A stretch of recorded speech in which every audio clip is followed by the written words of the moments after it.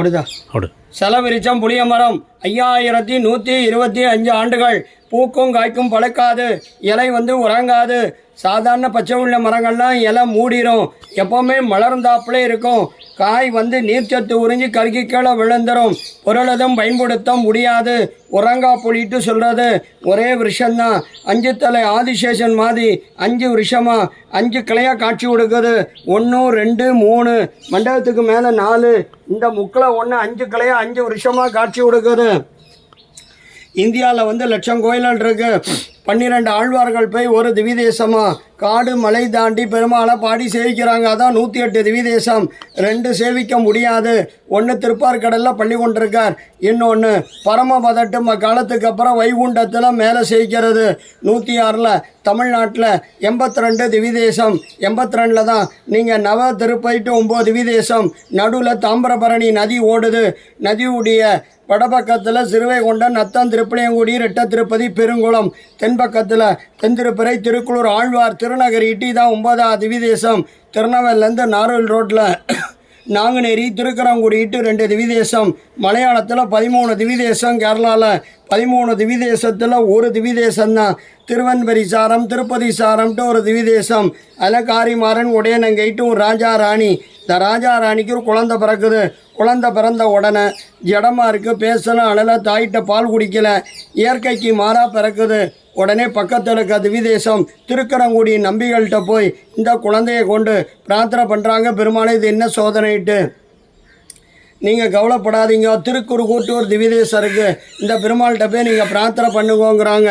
நீங்கள் நிற்கக்கூடிய இடத்து பேர் தான், ஸ்தலத்து பேர் தான், திவிதேசத்து பேர் தான், இந்த ஊர் பேர் தான் திருக்குறுகூட்டு பெயர். இந்த திவிதேசம் காடும் நதியுமா இருந்து பறவைகள் நிறைந்த இடம் தான் குறுகூட்டு பெயர். மூலஸ்தானம் மூலவர் ஆதிநாதன் நின்ன திருக்கோலம். ஆதி நாச்சியார் குருவூர் நாச்சியார்ட்டு 2 தாயார் நின்ன திருக்கோலம். 2 ரிஷி உட்கார்ந்த நிலையில் தவம் இருக்காங்க. பிருகுரிஷி மார்க்கண்ட ரிஷிட்டு உற்சவர் பொழிந்த நின்னபிரான். ஸ்ரீதேவி, பூமாதேவி, நீலாதேவி. ஆதி நாச்சியார் குருவூர் நாச்சியார்ட்டு 5 தாயார் நீலாவதியாக காட்சி கொடுக்கிறார். ஒன்றும் தேவும் உலக உயிர் மற்றும் யாதுமில்லா அண்ணு நான் முகன் தன்னோடு தேவர் உலகோடு உயிர் படைத்தான். குண்ணாம்போல் மணிமாட நீடு திருக்குறுகூர் அதனுள் நின்ன ஆதிப்பிரான் நிற்க மற்ற தெய்வம் நாடுகிறேட்டு நம்மாழ்வார் மங்களாசாசனம். இந்த பெருமாள்கிட்ட இந்த ராஜா ராணியும் வாய் பேசாத, கண் திறக்காத, உடல் அசையாத 13 நாள் குழந்தையை கொண்டு இந்த பெருமாள் திருவடியில் சமர்ப்பித்து கண்ணீர் மல்க பிரார்த்தனை பண்ணுறாங்க. குழந்தைய பிரார்த்தனை பண்ணிட்டு இருக்கும்போது குழந்தைகிட்ட ஒரு அதிர்ச்சி ஏற்பட்டு, அசைவு ஏற்பட்டு 13 நாள் குழந்தை விறுவிறுன்னு தவிழ்ந்து இந்த புளிய மரம் பொந்துக்குள்ளே போயிடுது. இதுதான் மூல விஷயம். இங்கேருந்து பக்கத்தில் 4 கிலோமீட்டரில் நவ திருப்பதியில் ஒரு திவிதேசம், திருக்குளோட்டு திவிதேசம், வைத்தமானதி பெருமாள்ட்டு சன்னதி. மதுரகவி ஆழ்வார் அவதாரஸ்தலம். சுவாமி மதுரகவி ஆழ்வார் பெருமாளுக்கு நித்தியப்படி கைங்கரியம் பண்ணிட்டு இருக்கார். ஒரு நாள் வடநாடு யாத்திரை போகிறார். கங்கையில் ஸ்நானம் பண்ணி ஒரு நித்திய அனுசந்தானம் பண்ணிட்டு இருக்கா. அவருக்கு திடீர்னு ஒரு ஜோதி ஒன்று தென்படுது. அந்த ஜோதி தெற்கு நோக்கி 2000 மைல்கள் தாண்டி சில ஆண்டுகள் கழித்து இந்த ஜோதி மறையுது. கூடவே பெரியவர் வரார். வந்த மதுரகவி ஆழ்வார் சொல்கிறார், இந்த ஊரில் என்ன விசேஷங்கிறார். ஒரு 13 நாள் குழந்தை 16 ஆண்டுகளாக தவறுக்கு சுவாமி. குழந்தை பேசலானல இயற்கைக்கு மாறான குழந்தை பிறந்து தவழ்ந்து பொந்தலை போயிடுத்துங்கிறார். வந்தவருக்கோ வயசு 80. வந்த மதுரகவி ஆழ்வார் சொல்கிறார், இந்த குழந்தையை நான் குருவாய் ஏற்றுக்கிறேன், இந்த குழந்தையை நான் பேச வைக்கிறேங்கிறார். வந்தவர் சிறு கள்ளத்துக்கு இந்த பொந்தில் வைக்கிறார். குழந்தைகிட்ட ஒரு அசைவு இருக்காட்டு. செத்ததின் வயதில் சிறியது பிறந்தால் எத்தை தின்னு எங்கே கிடக்குன்ட்டு ஒரு கேள்வி எழுப்புறார். அதுலேருந்து ஒரு அசரீரி வாக்கு, அத்தை தின்னு அங்கே கிடக்குன்ட்டு ஆன்மா வேறு உடல் வேறுங்கிறார். வந்தவற்றை மானசீகமாக காட்சி கொடுக்கிறார். சுவாமி அடியனுக்கு மட்டும் காட்சி கொடுத்தா போதாது, பெருமாளை தேடி வந்த அடியார்கள்லாம் சேவிக்கக்கூடிய பாக்கியவனுமே உங்களுடைய விக்கிரவன்மேங்கிறார். பக்கத்தில் பொருண நதி ஓடுது. அந்த நதி நீரை எடுத்து காய்ச்சிங்கிறார். நதி நீர் எடுத்து வேத விற்பனர்களை வச்சு நதி நீரை காய்ச்ச மோச்சில் தான் கை கூப்பே நிலையில் அஞ்சலி எஸ்ஸமாக விக்கிரம் காட்சி கொடுக்குது. சுவாமி அடியனை பார்த்து கை கூப்பே நிலையில் அஞ்சலி எஸ்ஸமாக காட்சி கொடுத்தால் நாங்கள் எப்படி உங்களை சேவிக்கிறதுங்கிறார். இவர் தான் சுவாமி பௌஷித் ஆச்சாரியன். 3000 ஆண்டுகளுக்கு பின் அவதாராக போகிறார்.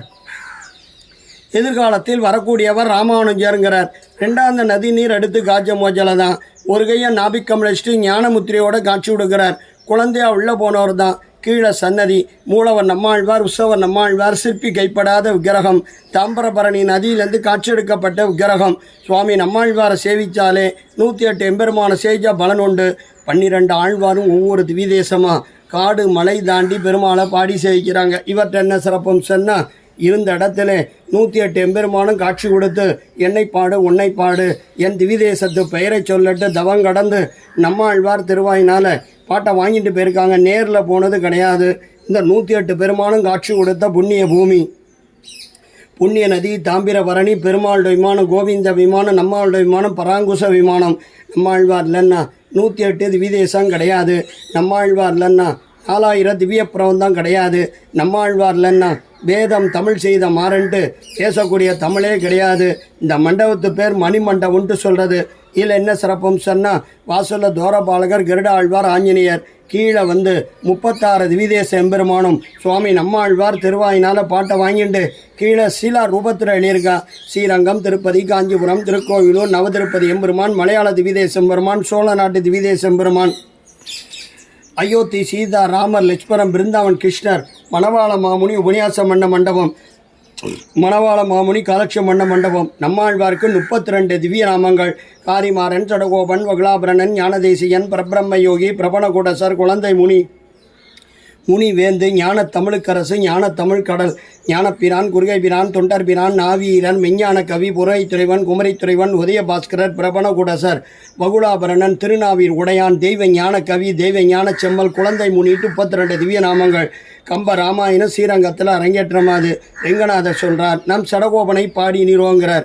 கம்பர் வந்து இங்கே 108 பாட்டு சடகோபரந்தாதி பாடினதுக்கு அப்புறம் தான் கம்ப ராமாயணமே ஸ்ரீரங்கத்தில் அரங்கேற்றமாது. 12 ஆழ்வாரும் ஒவ்வொரு திவிதேசமாக